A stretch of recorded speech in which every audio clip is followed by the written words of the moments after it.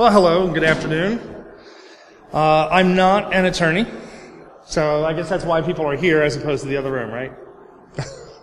So what I'm going to talk to you for the next, 45 minutes roughly, if I have my time right, is we're going to talk about getting permission to break things. And it's an odd thing. You come to these B-Sides events, right? And they tell you all these cool tools that you can use to break into stuff, right? Hopefully you've seen like the Ukraine and the going into those SCADA systems, and basically it was the malware. They established the point of presence. They VPN in, and they talk about some of the tools that are in place there, and they talk about doing a penetration test, right? So that you can test your system before someone else does. Let me first get a show of hands. How many people actually do penetration tests as part of your day-to-day work? Anybody? Nobody. Okay, all right. This is good. How many of you hire penetration testers? Okay, I see 2 or 3 hands. Okay. Let's see. How many you hire? How many hate penetration testers? Well, that's actually part of why I made this talk, was because people tend to hate the penetration testers. And so in this talk, I try to take a little bit of my experience. And by day, I'm the mild-mannered VP of Information Services at a financial services institution. I recently changed hats, though. And so now when I'm talking with vendors, they oftentimes hate me because I'm asking for them for things in the contracts. Why? Because I was the consultant for several years. I was the consultant that would go into a financial services firm or a healthcare firm or a utilities firm. And they're bringing me in for one reason. And of course, I really want to help them do the best thing the best thing possible, right? And one of the things we learn is that there's this happy medium and the setting of ground rules and safe words, like get out of jail cards. And, what does the customer want? And also, there are some things in this talk that if you are a company who is contracting with a penetration tester, you can keep these things in mind, because your company that you're hiring may not know this or may not tell you this, right? And it's important. So it's important for both sides to know this, right? I do adjunct instruct as well, online, health information technology, and I have found very few certifications I did not like. So CISSP, Certified Ethical Hacker, the ISACA, CISA, CISM, and so and any statements here, I have to have my disclaimer. I'm not an attorney, and I don't play one on TV. Also, any statements I make are of my own and not of my present or previous employers. So why can't I? Why can't I do a penetration test? Why can't I just go download this cool thing that I heard about B-Sides this week? Well, because you don't have permission. That's one of the key things, right? Certified ethical hacker is the part of the ethics is that you have permission. You have an explicit authority to do what you're going to do, right? Someone's giving you permission to break things. And if you do this without permission, it's going to affect your job security. You're going to find yourself demoted, asked to stay home, possibly permanently, not get another job. And it's a very small industry, really. I think I see a lot of folks here that I've seen at like Temple events and other B-Sides events. We know each other, right? We know what goes on, right? So why can't you do a penetration test? Here's the part that actually the business is concerned about, these last 2 bullets. See, there's this part where you affect the business of the customer. And in a financial services, I put an example up there that the teller, when she takes your money, when you're making a deposit, right? The teller can't key in your deposit. No big deal, right? They can do it on paper. I've seen them do it. It's business continuity. But then there's the more severe scenario there, whereas I, as a customer, can't even hand them cash because their systems are completely offline, or maybe they only have an ATM. And now I, as a customer, am feeling direct hurt because some pen tester took down an ATM machine. Okay? Coming from healthcare, I used to love this in the covered entities in the hospitals. Okay? They would tell me point blank about this one here. I have a patient who's going to die on the table. And that's definitely, that's going to affect the patient. If I take off any of those monitoring systems or anything like that. So we need to establish the fact that we have to get proper permissions first. We need to set the scope and the boundaries and what is included, what's not included, right? And we need to get a bit of buy-in, right? And this is a bit of negotiation. One of the key things is who can authorize it, right? I could go to one person. Do they really have the power to do it? What is their scope of even their authority, right? If it's within IT, have they talked to the chief medical officer? That was a big issue, right? Or have they talked with any of the other accounting departments about their processes that they're running? And, do they have the necessary power, or are they working in that little silo, right? And is there communication between those departments? Do they know what's going on, right? Did I know that your call center at your retail establishment was going to take all these calls on Black Friday? Yeah, if I'm a pen tester, I should know. I would probably not do a pen test of a retail establishment, as of a week ago to January 1st? I probably would stay away from that because this is their peak business time, right? And so if I'm talking with IT, I got to make sure that they've involved the other people in that as well, that there's communication. Hey, your systems may go offline because we're going to do this pen test. And, okay, why would they do that, right? I'm saying, okay, don't do it during Black Friday time. Don't do it during the holiday season. You know why they might still do it? If they have an audit or contractual requirement and they forgot to do it. So that's where you got to balance the needs sometimes, right? What are the needs of the customer? Are they just trying to comply with an audit requirement? Or is it part of a contractual requirement? Does anybody here deal with credit card data? Right? PCI compliance, must have your scans done every quarter, right? A full pen test every year, right? By an outside third party, right? So sometimes that's that requirement that comes into place. You have to do this pen test, right? Other times, I've done one where it was just they wanted to win the most wired or something. It was some, high tech for hospitals. So actually their need for a pen test was really low because they just wanted to check the box that said they had done one. So what are their needs, right? And are they trying to be proactive? If you were in the other room, they talked about that pyramid, Maslow's hierarchy of needs. Did anyone sit in that last presentation about the power crisis, the power shutdown?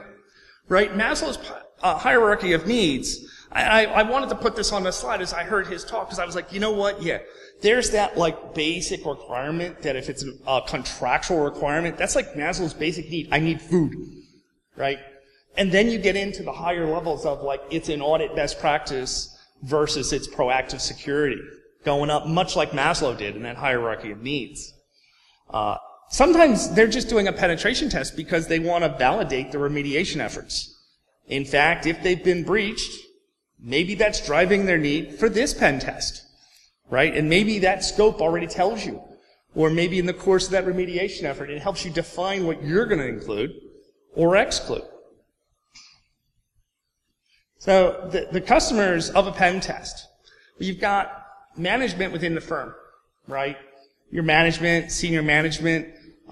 I've known managers who want to do a penetration test. And this will be someone who's on the board of directors. And they want to do that penetration test, right? Other times you get the management who's kind of kicking and screaming their feet, right? Who are those players? What are their concerns? You may be working with a compliance department. You may be dealing with a risk department. Sometimes you are proving your own work, right? Every so often, maybe you've done all these new changes and you're going to test your own work. So who are those customers, right?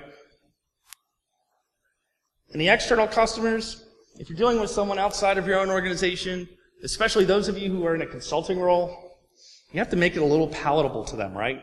Actually, we have to make it palatable to our internal folks sometimes too. We have to sell them on the whole idea. But how many folks work for consulting organizations or contracted type organizations, service providers? Got a few of you here, right? Okay. It's really cool to break stuff, right? That means you did your job, right? But they don't necessarily, have they really bought onto that, right? How do you make it sound like something they should do? Because you don't want to just be that, you're going to do the pen test just because everyone else is doing it. right? So, the credit card, you have to do it because it's a PCI requirement. That's a contractual requirement. We have to do it. But anyone who doesn't have a contractual requirement, how are you going to make it palatable to them, right? How are you going to make it sound like something that's a good practice to do, right? And you want to stay within their comfort range / decide to clarify their level of pain.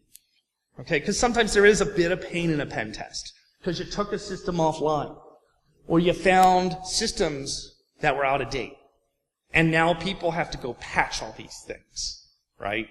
There's a lot, like you found these weaknesses in controls, so you're causing them some pain. Maybe you did cause an outage, all right? How many, it's inevitable, right? You run a scan, you think everything's fine, and then you find out the printers have been spewing reams of paper, right?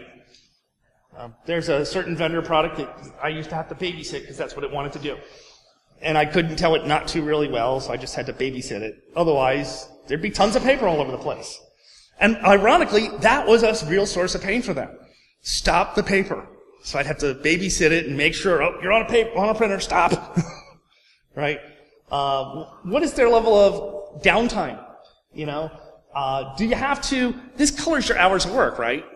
Can you do it during Monday through Friday, 9 to 5? Or can you do it at night? Right? How are you going to schedule this to them? What kind of system malfunction are they willing to tolerate? Do they have fault tolerance? Meaning multiple data centers. If you got one data center, that pain's going to hurt you a lot more, isn't it? Versus if I took down a call center in, Columbus, Ohio, they just route my call to somewhere in Utah or somewhere in Florida or something like that. What kind of pain can the customer tolerate if I take a system down? Do they have another one to back it up? That they could just flip the switch and go, right? So, and with external customers, we want repeat customers usually, don't we? It's a lot harder to get that person to ask you to do work for you, right? And you like to go back in year after year after year. It's nice to see new hospitals, new stores, new credit card companies, but it's also nice to see the old ones again. It's a lot easier to get your job done on subsequent years usually. So you have to address the customer's needs. How many folks here actually write the reports? Anybody? Couple people? 3 people? Do we love the reports that come out of the tools? No. It's not really intelligent, is it? And and of course you get management, right? Someone with an MBA. And they know all about the business, right? They know all about your insurance field or your banking field or your retail field, your manufacturing field. They know all of this stuff, and you tell them something about obsolete version of AIX, and what happens? There's that, their eyes just glaze over. They tune out. What do you mean? Right? Or, what if you give them a report of everything? Oh my God, I give up. I feel like the Aflac duck. With like 5 million holes in that boat, right? So, sometimes you have to take that report and try to drive home because maybe you start finding trends. And this helps, increase the customer satisfaction on this job, right? But also, this is something you negotiate going into it. Like, hey, what do you want your report to look like? You ask it up front, so when you get to the final end, you're not guessing at it, right? You know what their important parts are. You want to address their reporting needs. I found that most people don't like drinking from the fire hose. And I'll have to give you the full appendix of like 120 pages of every single vulnerability because you asked me to scan every single system. But it's going to be an appendix. I'm going to have a front section of the report. It's going to tell you sort of an action plan of what you can do. For the one client, we had about another 30 pages. But then we had 120 pages behind that. And I said, if you really want to drink from the fire hose, because we had someone say they wanted it, it was purposely portioned off that way. If you want to see every single system and every single vulnerability, here it is. But we're going to produce you a section of the report that you can actually take some action on and sort of give some intelligence to. And the other thing I've noticed here, if anyone's been a customer that's received a penetration test report, and it says that everything's fine. Anyone get any of those? No? No one? I've seen them. And I'm like, really? I think to myself, really? You found nothing? Nothing? Did you bring my IPS-T and cookies too? You know, because, well, you know what happens? I don't know. We have Tenable here. And they have their product Nessus, right? I don't know if you, Nessus, Nexpose is the Rapid7's product that does vulnerability assessment. You know, if you don't tune that thing back, and you just let it go full bore on your network, the IPS snags it, and you get a nice empty report. Because the IPS takes over, right? So you really need to look at those tools and make sure, as testers, we're going to need to give them a report that's good, right? So, you know, if we don't have permission, it's unethical. It's just yet another attack on people, right? And this would be the scenario of, I'll just say I remember one company that had somebody that took a virtual machine running Linux, and they thought it was really cool to run a evaluation copy of Metasploit Pro. What was the problem with that? Nobody knew it was there, right? People started going, what the hell is this? How the heck do we tell you versus from the attackers from the outside? And she didn't win a lot of friends. She actually was looking for work about 3 months later. And it took her about 3 months, but she was looking for work. She made a lot of enemies. And actually, she didn't get a lot of positive results either, because they shut her down before she could actually find anything. So she started kicking this off. It spewed all this noise out there. And also, because she didn't have permission, what happened to anybody who looked at that report? What did they actually see when they looked at that report that she said, look, see what I did? What do you think they actually saw? Your little game on my network that caused me my network outage, and I'm supposed to be happy with this? So people, that thing that she put out there, that partial report, did they even look at it with a positive light at all? No, this is just evidence that you attacked your own network, right? One of the things we see too is when you establish a permission, you start saying what systems are in scope, right? If you don't have a scope defined, you have no end. You don't know when this game is over. You just keep going and going and going.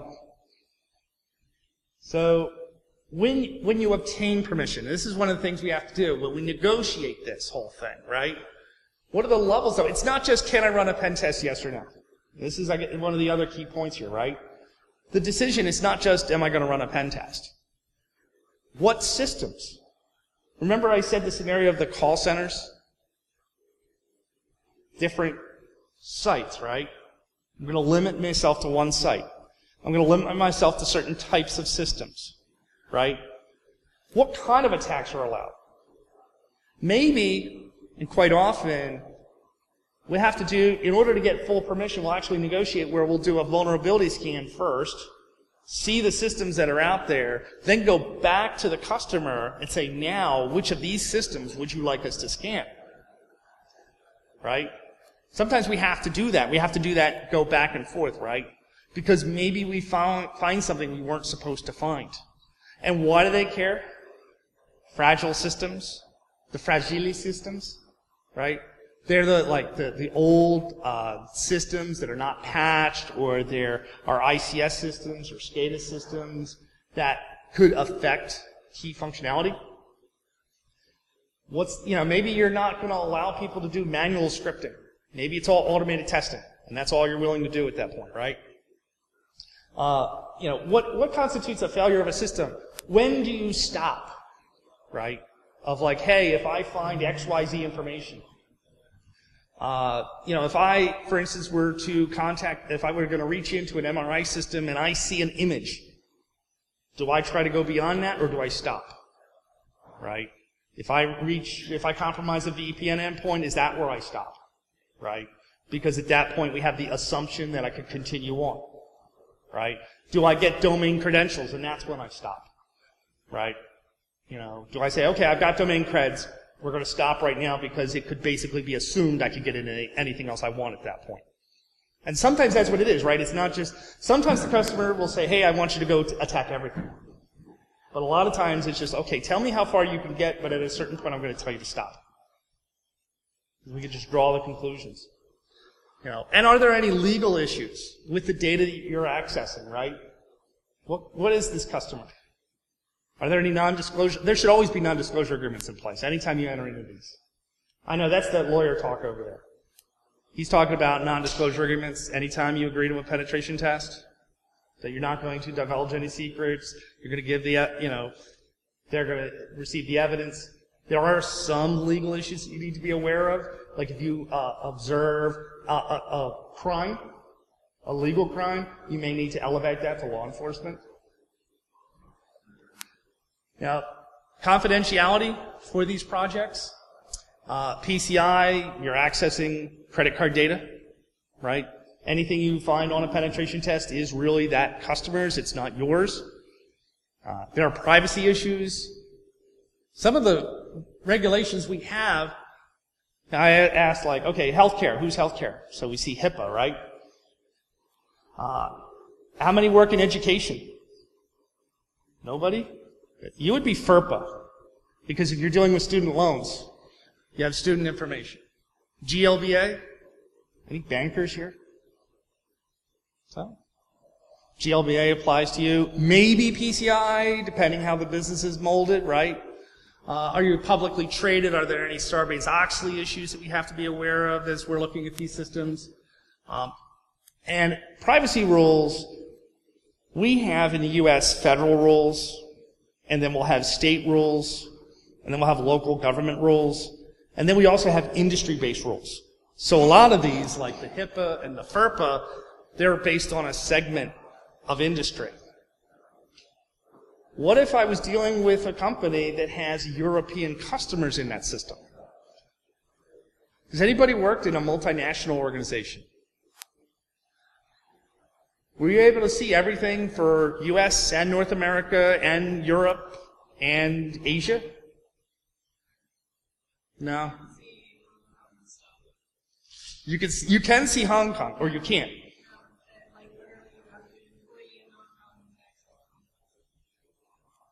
That's the way it's been. I work for an organization where we had a European counterpart.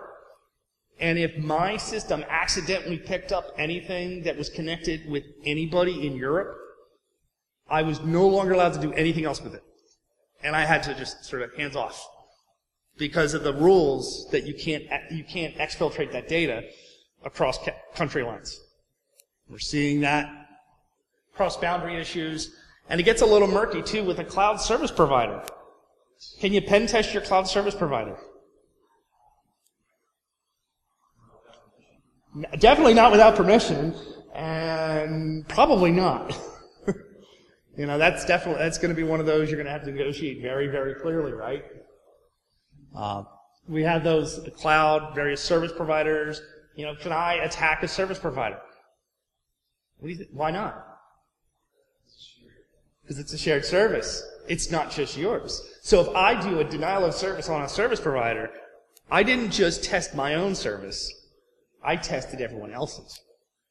And no one else can get to. So I can cause outage for others. So, what's in scope? We look at our types of networks. There's that external, right, internet-facing attack. There's that internal, right? We see different results, don't we? Different types of scope that we define there. Extranet. Do we need to get permission to penetrate every single desktop in our environment? What do you think? Some people say yes. Yeah, I've had clients like that. Yep, scan them all. Scan 2,000 machines. You know what we find? Actually, if you sample them, pick a random sample. So they'd sit there and they'd be like, yep, I want you to scan all of these machines. Well, I might do a vulnerability scan on all the machines. Okay, that's fair. But then we would go into a penetration test phase. I say, you know what? I'm only going to do like certain floors. Or I'm going to pick a random 10 systems in each one of those floors, actually. because I don't need to take the full time of affecting all of the systems. Remember that pain point with the customer? If they've got 20 machines and you limit your test to only 10, what does that mean for the customer, for the business processes? Huh? Less painful. It's less painful because they can go use the other 10 systems, right? It's always fun when they have Norton, the semantic protection suite, right? The host-based intrusion protection software. What does it do when you try to pen test it? Or even vulnerability scanning. It just comes up, tons of pop-ups, right? And it's like, what can you do about that? No, this is my job. I have to do it, right? This is part of that getting permission and that communication, right? So if you're working with the IT team, they would need to talk to that department to make sure they know, hey, by the way, if you see any pop-ups on your screen, this is a good time to go get a cup of coffee. Because it's one of those things, right? You get the tons of pop-ups for like 5 minutes, and then it's done. Right? And if you try to fight it, it was hard to get work done anyway. It was actually funny. One of the customers were sitting there in the room. We're like, yep, we know this is going to happen. And they were like, hey, I can't access my application. Yep, we knew that was going to happen. Because you're getting all these pop-ups, and because we're saturating the network. For that one department. But it actually is 12:30. Why aren't you at lunch? So, making sure folks know, and actually that's why I put this point here about statistic or judgmental scopes. You could do like a statistical, like 10% sampling, right? Or 20%. And you could just say, I'm going to take 20% of the machines just at random, right? Kind of like the way I do a phishing test sometimes. I'll just take a whole bunch of users and I'll just send them phishing emails, and I don't care what department you're in, and I don't care if you failed a previous test, and I'll just take a statistical random sample. Other times, I will take a judgmental sample. What kind of things do you think I might put on a judgmental scope to include in a pen test? Certain departments? Any other idea? What else might you do for a judgmental scope? Where you're cherry-picking systems.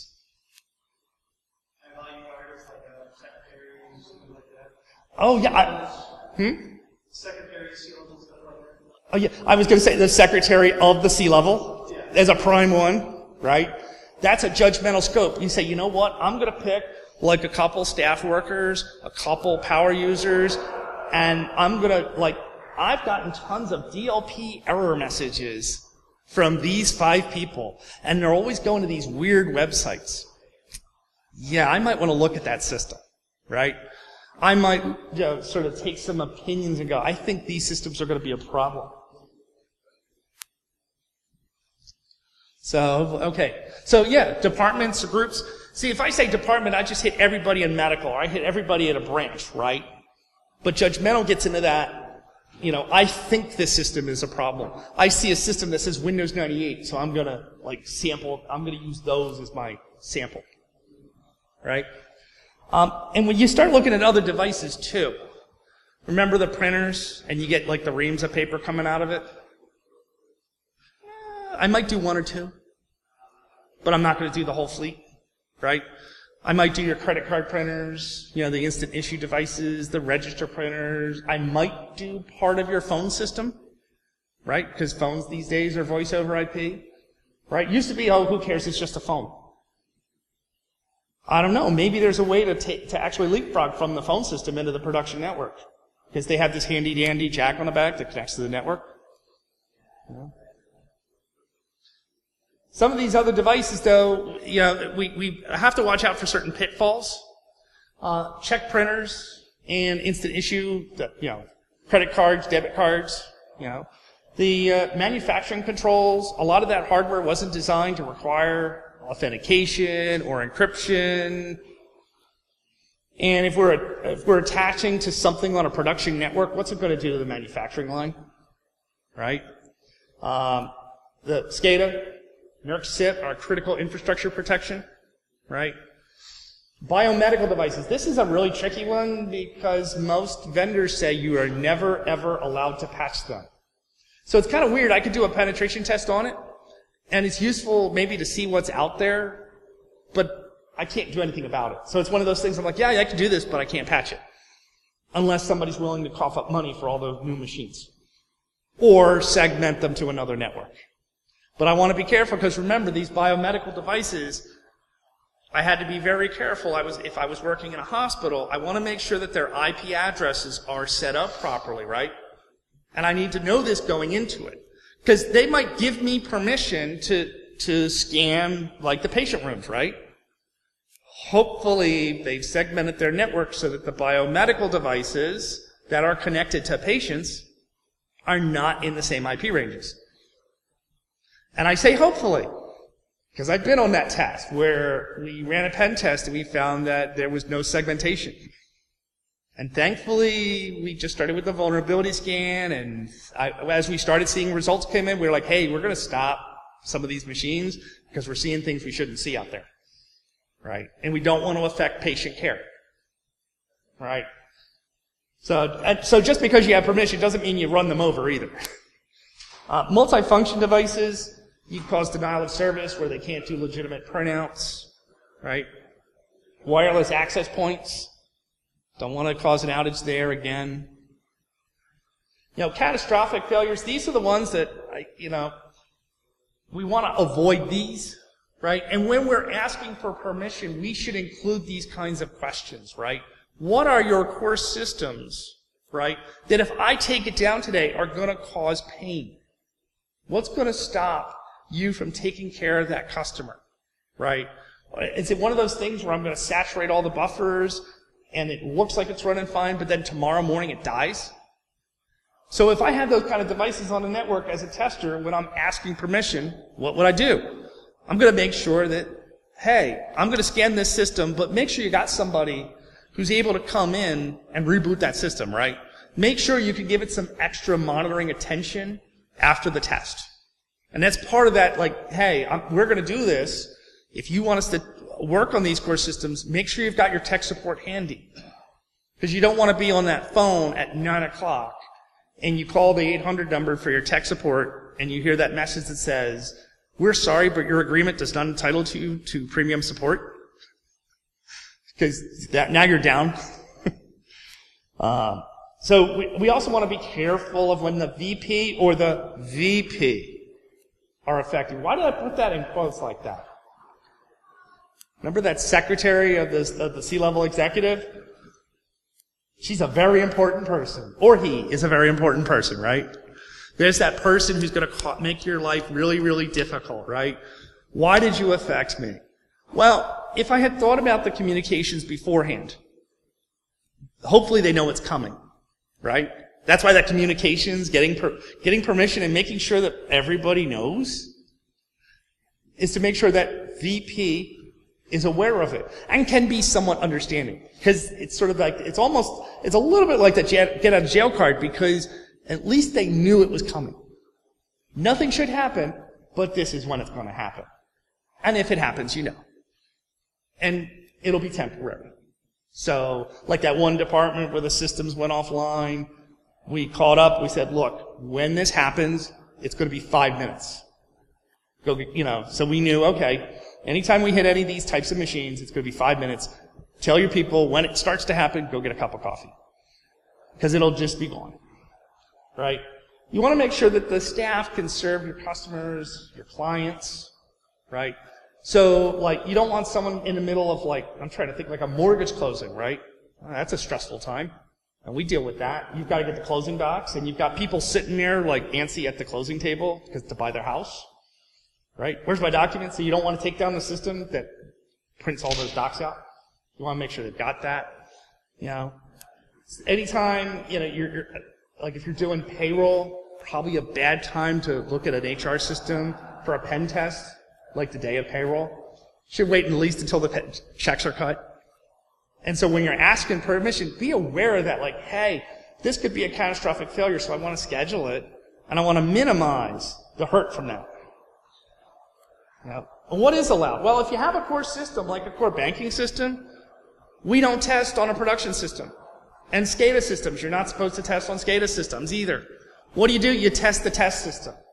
And in theory, the two should be the same. Fingers crossed. Right?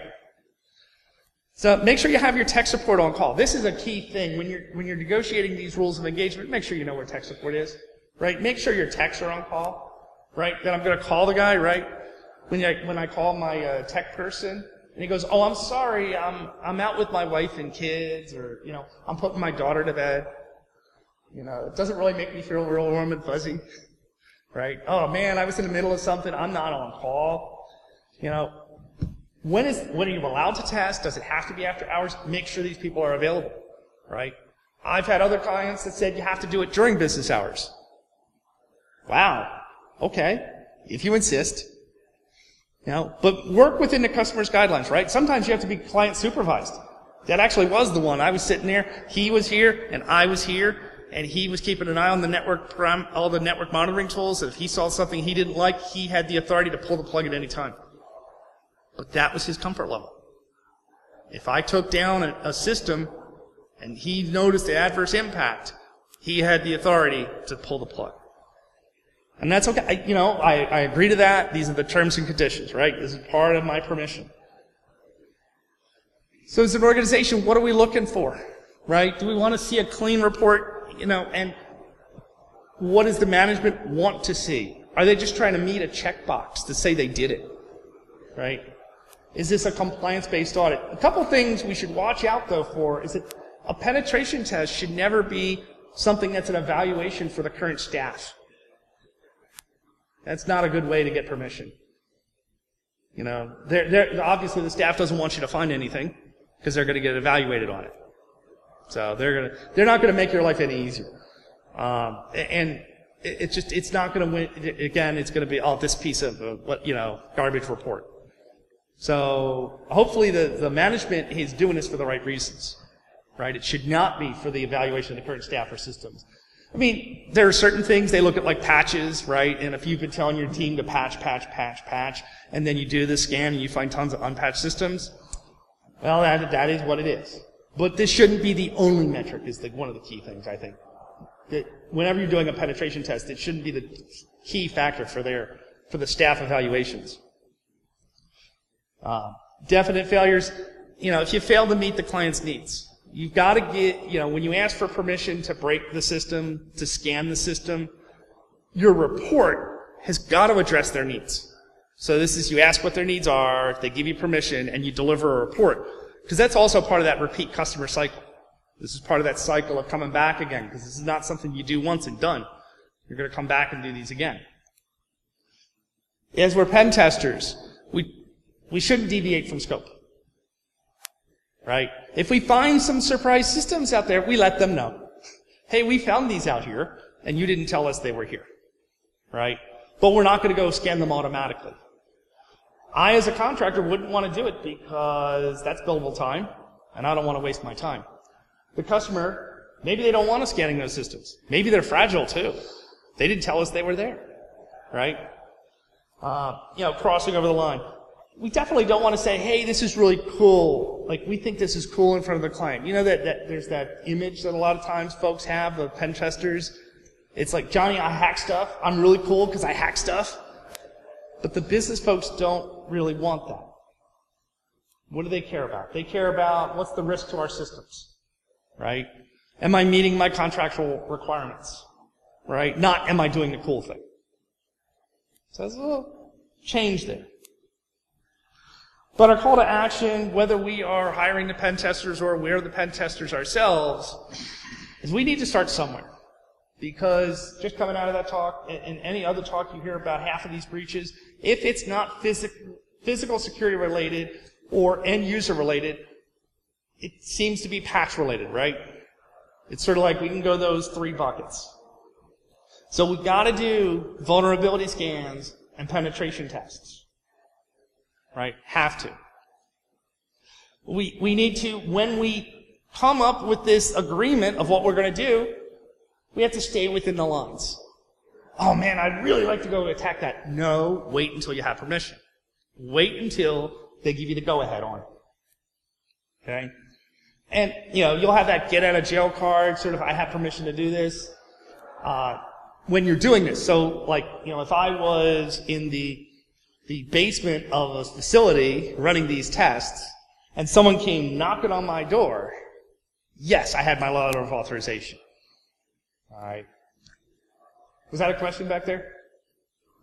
I thought I saw a hand raise. Set the scope and pace to what the customer's willing, right? As pen testers, we have to push them a little bit, but we shouldn't totally run them over, right? Because this is painful for the customers. It shouldn't be, but it is, right? Because we all think our systems are secure. And, some progress is better than nothing. It's one of those, it's like, I've been on these where, okay, only do a vulnerability scan and don't actually do a penetration test until I say it's okay. And you're like, wow, that really kills it, right? Because you know the difference between a vulnerability scan and a penetration test. Vulnerability scan, I see what your weaknesses are. With a penetration test, I actually go into those tools and I try to purposely exploit them. I purposely send code. I try to escalate my privileges. So make sure that you stay within those lines, stay within those guidelines, right? Because for some organizations, even getting a vulnerability scan out of them is progress. Because they don't want to admit that they've got like 4,000 vulnerabilities across the enterprise. Nobody likes to hear that. But at least if we can make some progress, right? We just have to start somewhere and try to move in the right direction. And we want to make sure they don't retreat. So, we talk a lot, and I know that's 45 minutes? Pretty much where we said we were going to be. I wanted to make sure I left some time for questions and answers.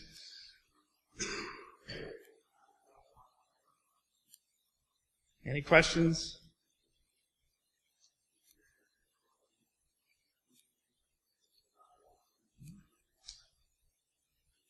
I don't know. Let's see. Oh, I said the wrong word, didn't I? Because I said, what is your favorite color?